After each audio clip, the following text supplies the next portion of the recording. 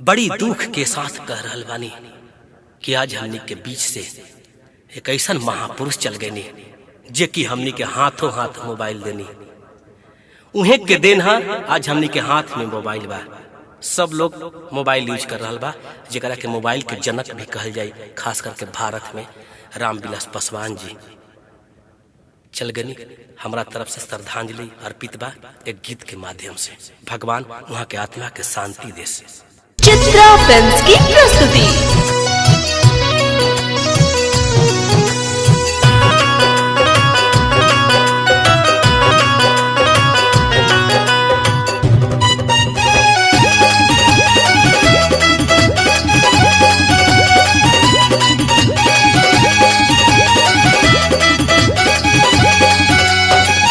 अचक में छूटला पराना,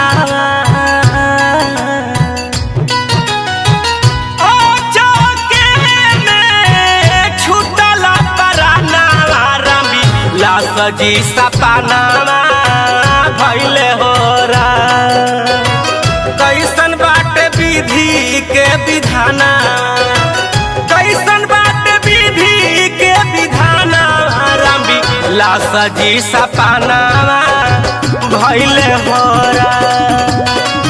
अचक में छूटल पराना, रामविलास जी सपना भइले हो रा।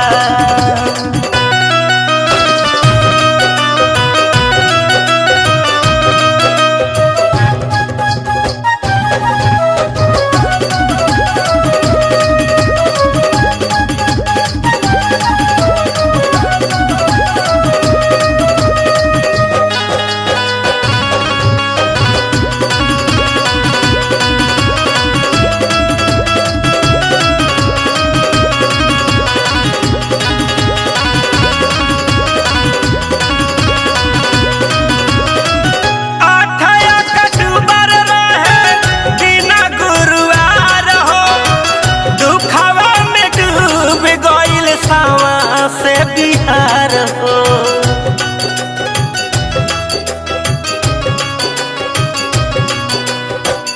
अठया कटुबर रहे दीना गुरुआर हो।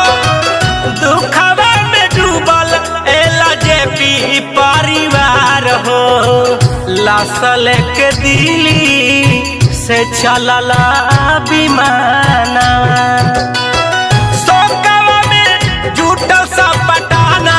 रामविलास जी सपना भइले हो रा। कैसन बाटे विधि के विधाना, कैसन बाटे विधि के विधाना। रामविलास जी सपना भइले हो रा। अचक में छूटल पराना, रामविलास जी सपना भइले हो रा।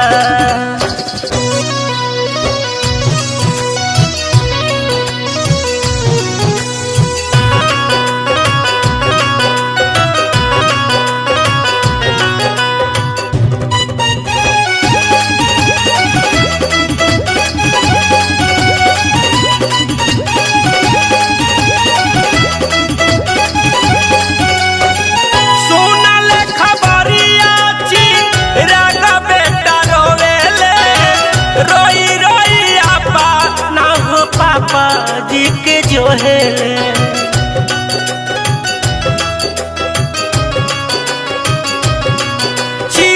राग महतरिया हो, भूखा भारी रोवेली।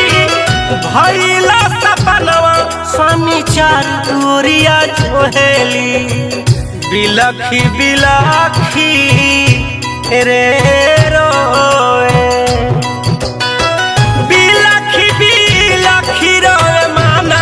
रामविलास जी सपना भइले हो रा। कैसन बाटे विधि के विधाना, कैसन लिखल विधि हो विधाना। रामविलास जी सपना भइले हो रा। अचक में छूटा लापराना राम लास जी सपाना भइले होरा।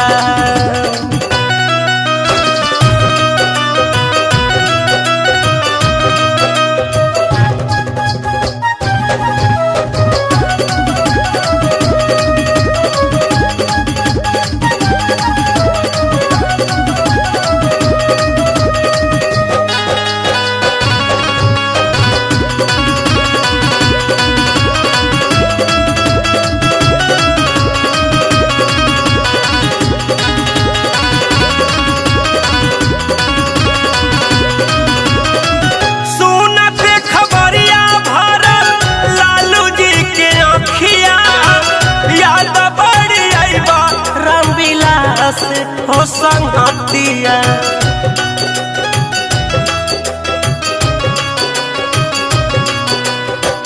रोई रोई खोजत लालू अपना संगतिया और चौके में बंद कैली हला हो आँखिया तड़पत बारे लालू हो जादो